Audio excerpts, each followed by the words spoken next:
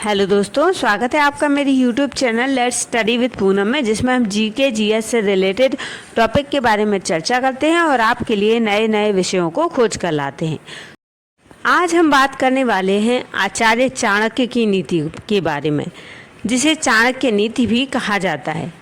जीवन के विभिन्न पहलुओं पर मार्गदर्शन प्रदान करती है यह नीति, जिसमें राजनीति, अर्थशास्त्र, समाजशास्त्र और नैतिकता शामिल है। यह नीति जीवन को सफल और सुखी बनाने के लिए व्यवहारिक सुझाव देती है। चाणक्य नीति के कुछ महत्वपूर्ण पहलू हैं जिन्हें हम जानेंगे। सबसे पहले जानते हैं सत्य और ईमानदारी के बारे में।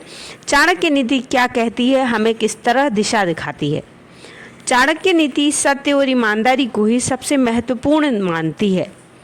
ज्ञान और शिक्षा के क्षेत्र में ज्ञान को सबसे बड़ी संपत्ति माना जाता है। चाणक्य नीति के माध्यम से शिक्षा को जीवन में सफलता के लिए आवश्यक बताया गया है।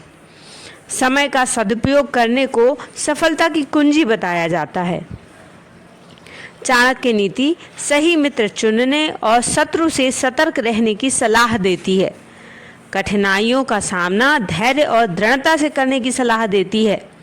चाणक्य नीति में आत्मनियंत्रण और भावनाओं पर नियंत्रण रखने को महत्वपूर्ण बताया गया है। परिवार और समाज के प्रति जिम्मेदारी और सम्मान को महत्वपूर्ण माना जाता है। चाणक्य नीति राजनीति और शासन के सिद्धांतों पर भी प्रकाश डालती है। इसमें साम, दाम, दंड, भेद आदि उपाय शामिल किए गए हैं। यदि आर्थिक परिप्रेक्ष्य से देखें तो चाणक्य नीति धन संचय और आर्थिक रूप से सफल होने के लिए व्यावहारिक सुझाव देती है। चाणक्य नीति में व्यक्तिगत विकास और स्वयं को बेहतर बनाने के लिए भी मार्गदर्शन दिया गया है। चाणक्य नीति में कुछ महत्वपूर्ण श्लोक भी दिए गए हैं, जैसे सत्यम वदेत धर्मम चरति, न च परस्त्री स्पर्शेत, न च परद्रव्यम हरेत। यानी धर्म का पालन करो, पर स्त्री को मत छुओ और पराये धन को मत लो। चाणक्य भारतीय इतिहास के एक युग पुरुष, असंभव को संभव कर दिखाने वाले ऐसे शस्त्र विहीन योद्धा, जिन्होंने अपनी नीतियों के बल पर ही भारत के इतिहास को एक सुनहरा मोड़ दिया। समाज, राजनीति, धर्म और कर्म का खुला विवेचन किया। ये नीतियाँ जीवन की अंधेरी राहों में सूर्य किरणों जैसा मार्गदर्शन प्रदान करती हैं। जीवन की अति गूढ़तम गुत्थियों को सुलझाने वाली सुस्पष्ट नीतियों की अभूतपूर्व प्रस्तुति चाणक्य नीति में हमें देखने को, समझने को मिलती है। धन के परिप्रेक्ष्य में प्रत्येक व्यक्ति को कभी न कभी धन की हानि उठानी पड़ती है। उसके मन में किसी प्रकार का दुख या संताप भी हो सकता है। ऐसे में वह अपने दुख को कम करने के लिए अपने दोस्तों या फिर किसी अन्य व्यक्ति के साथ इस चीज़ को बता देता है। ऐसा करने से हो सकता है कि आपको और भी ज़्यादा दुख बढ़ जाए। आचार्य चाणक्य कहते हैं कि अगर किसी व्यक्ति को धन हानि हुई है तो उसके सदमे में रहने के बजाय उससे सीख लेकर आगे बढ़ जाना चाहिए। प्रत्येक घर में कोई ना कोई बुराई भी होती है। कोई इन्हें छुपा लेता है तो कोई व्यक्ति बातचीत कर लेता है।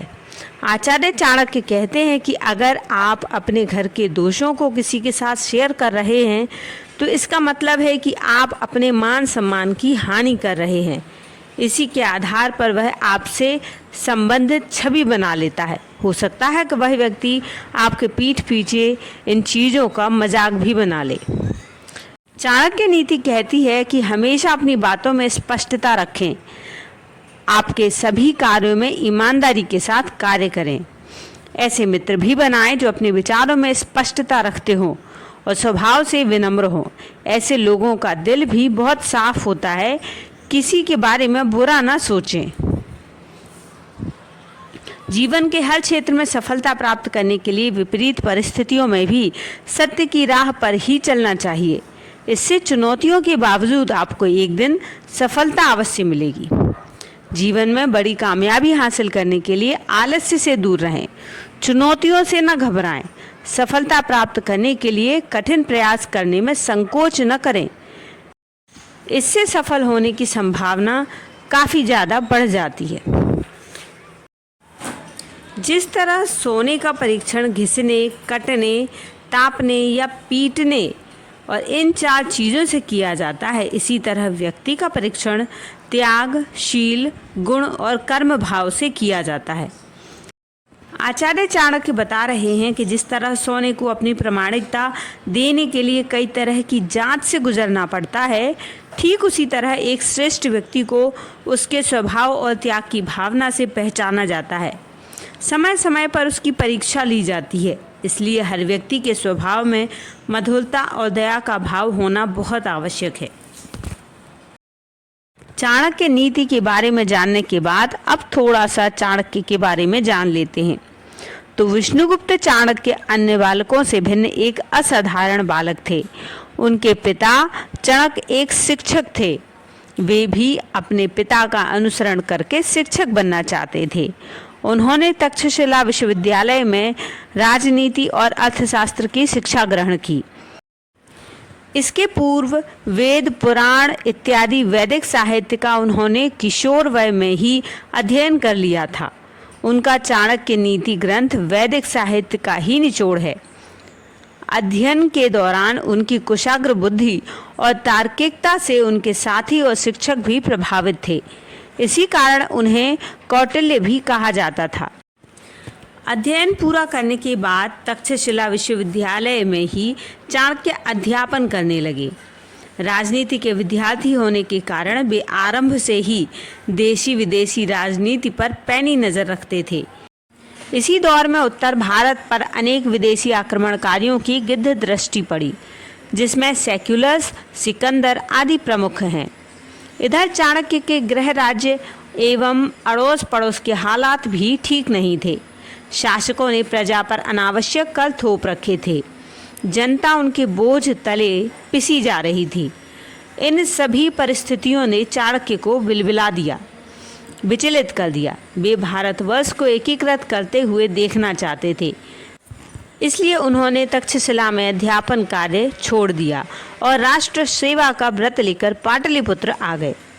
पाटलिपुत्र में जब उनका सामना राजा घनानंद से हुआ तो उन्होंने स्पष्ट शब्दों में जनता के कष्ट और राजा की बुराइयों को सामने रखा। चाटुकारिता पसंद राजा घनानंद ने यह सब अस्वीकार किया। चाणक्य दिमाग से जितने तेज थे, शक्ल से उतने ही कुरूप। उनकी शक्ल भी घनानंद को पसंद नहीं आई और उसने उन्हें राजमहल से बाहर निकलवा दिया। तब चाणक्य ने नंदवंश को समूल उखाड़ फेंकने की शपथ ली, जिसे उन्होंने चंद्रगुप्त की सहायता से पूरा किया और आगे चलकर चाणक्य नीति का विकास किया। तो दोस्तों, हमने आज चाणक्य नीति के बारे में जाना और चाणक्य के बारे में भी थोड़ा बहुत जाना। तो हमारा आज का वीडियो आपको कैसा लगा कमेंट करके बताइए और चैनल पर यदि नए हैं तो लाइक, शेयर और सब्सक्राइब ज़रूर करें। धन्यवाद दोस्तों।